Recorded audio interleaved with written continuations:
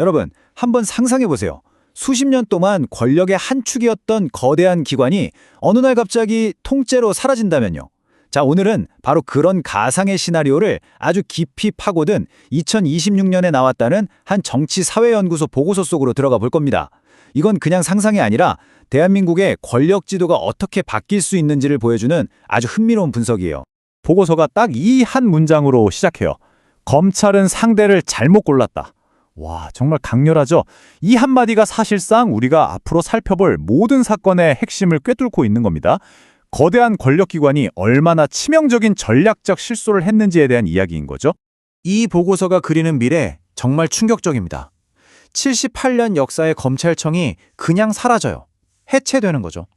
그리고 검찰 출신 대통령은 감옥에 갑니다. 아니 도대체 어떻게 이런 일이 가능했을까요? 이 보고서는 바로 그 과정을 아주 끈질기게 파고듭니다. 자, 그럼 보고서를 따라서 갈등이 시작된 2022년으로 한번 가보겠습니다. 보고서는 이 시기를요, 양쪽의 전략에 정말 극명하게 갈렸던, 기다림의 정치학이 펼쳐졌던 시기라고 정의합니다. 먼저 검찰의 전략부터 볼까요? 보고서가 이걸 재밌게 비유하는데 마치 비가 올 때까지 기우제를 지내는 인디언 기우제 같았다는 거예요. 수백 번의 압수수색, 끊임없는 소환 조사, 목표는 딱 하나였죠. 사법 리스크라는 프레임을 씌워서 상대를 정치적으로 그냥 완전히 고립시켜버리려는 거였습니다. 그런데 상대방의 반응이 좀 예상 밖이었어요.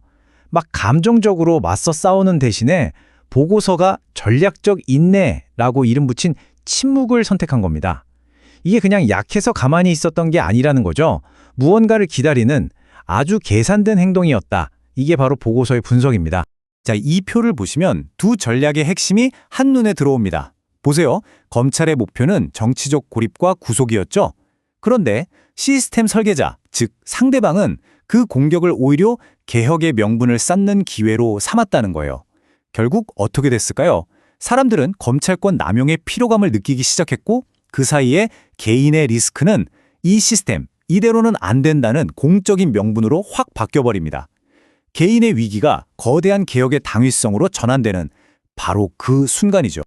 그렇게 팽팽하게 맞서던 힘의 균형이 한순간에 무너집니다. 보고서는 바로 그 결정적인 순간, 그러니까 낡은 시스템이 스스로 무너져 내린 티핑 포인트를 정확하게 딱 짚어내고 있어요. 그게 바로 2024년 12월 3일의 비상계엄 선포입니다. 보고서는 이 사건을 그냥 단순한 사건으로 보지 않아요. 이건 통제받지 않는 권력이 결국 어디까지 갈 수 있는지를 보여준 필연적인 폭주였고 소위 검찰공화국이라는 시스템이 스스로 민낯을 그려낸 순간이었다. 이렇게 규정합니다. 그리고 이 타임라인을 한번 보세요. 정말 숨가쁘지 않나요? 12월 3일에 비상계엄이 선포되고 불과 한 달 남짓 지나서 다음에 1월 15일에 대통령이 구속되기까지 모든 게 정말 순식간에 벌어집니다. 시스템의 붕괴라는 게 우리가 생각하는 것보다 훨씬 더 빠를 수 있다는 걸 보여주는 대목이죠. 여기서 진짜 핵심은 바로 이겁니다. 헌정 질서가 무너지는 이 엄청난 국가적 위기 상황에서 스스로 헌법 수호의 마지막 보루라고 했던 검찰이 침묵했다는 거예요. 보고서는 바로 이 침묵 때문에 검찰이 수사의 주체가 아니라 개혁의 대상으로 전락해버렸다고 분석합니다. 결국 특별검사한테 주도권을 완전히 내주게 된 거죠. 스스로 존재 이유를 증명하지 못한 겁니다. 자, 이렇게 낡은 시스템이 무너진 자리에는 당연히 새로운 질서가 들어서겠죠.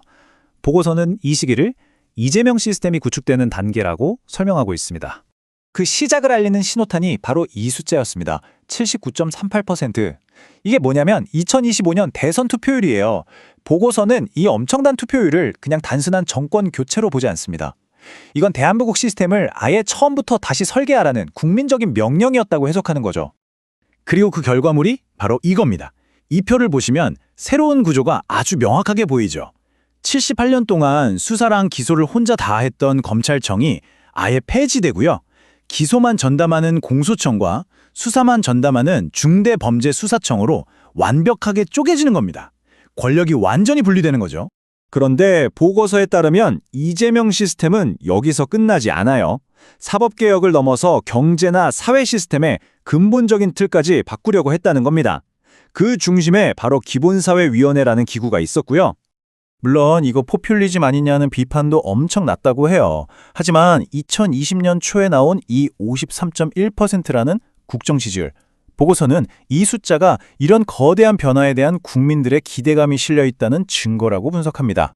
자, 그렇다면 이 모든 분석을 종합해서 보고서가 내리는 최종 평결은 뭘까요? 검찰은 도대체 왜 그리고 어떻게 패배한 걸까요? 보고서는 이 모든 걸 시스템 설계자라는 개념 하나로 설명합니다. 이게 뭐냐면요.